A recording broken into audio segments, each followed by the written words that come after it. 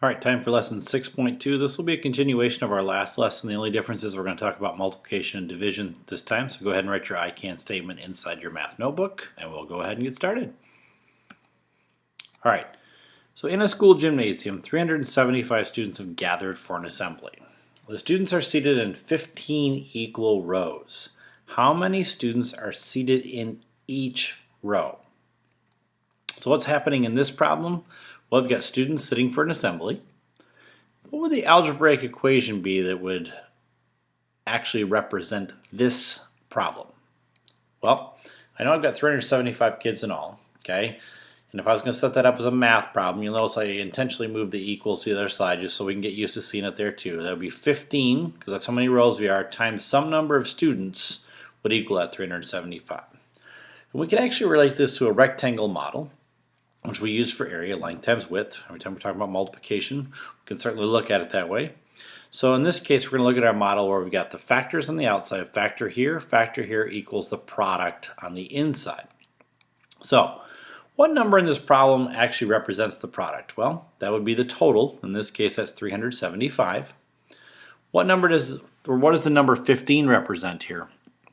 Well, that represents one of our factors. So we could set up our rectangle model just like this, 375, the product being on the inside, one of our factors here, and we're trying to figure out what this factor is over here, okay? So what operation do we need to use to figure out that missing factor? Well, we need to use division. So 375 divided by 15 equals S, and if we complete that equation, we find out that S equals 25. So there are 25 students in each of the 15 rows. Let's look at the next problem. This time we'll use a decimal number. A floor shaped like a rectangle has a width of 9.5 feet and an area of 114 square feet. What is the length of the floor? Okay, so what algebraic expression represents this problem? Well, we would take our 9.5 times some number, I'm using F for feet again to help me remember what unit I'm using, equals 114. So we go back to our factor product model that we looked at. What number represents the product here? Well, in this case it would be 114 because that's our total. And then 9.5 represents one of our factors. So we have 9.5 times some number equals, I don't know why that says 14, that should say 114, sorry about that. So using this model, we know we're missing a factor, so we're going to use division again. So we've got 114 divided by 9.5 equals F. If we solve that equation, we find out that F equals 12. So we know our answer to this problem is 12 feet.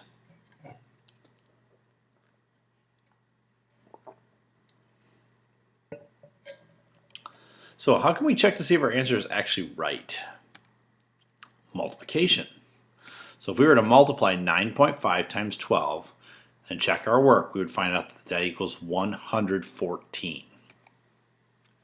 Let's look at one more. This time we'll look at it as a fraction. A pastry chef divided a half-pound block of cream cheese into 4 identical pieces. What was the weight of each piece? Okay, so what is the total amount of cream cheese that we're starting with in this problem? Well, it says right here we've got a half-pound block, so that would be a half a pound. Now, we don't know the weight of each of the 4 pieces, but here's what we do know. We know if we multiply the weight by one piece times 4, the result should be 1/2, which is the total amount of the cream cheese in pounds. So we'll go with our factor product. Hopefully I put all the right numbers in this time. So our product here is 1/2. Remember, that's the total. That's what we're starting with. Okay. We know that some number of pounds times 4 is going to give us 1/2. So what algebraic equation represents this problem? Well, that would be pounds times 4 equals 1/2. Now, if I write that as the equation and I move it around, I've got pounds equals 1/2 divided by 4. And then I'm going to use the keep, change, flip model whenever I'm doing division here, okay? So you'll notice that I kept the 1/2, I changed division to multiplication, And remember, we can write 4 as 4 divided by 1, or 4 over 1 as a fraction, and I flip that to 1 over 4.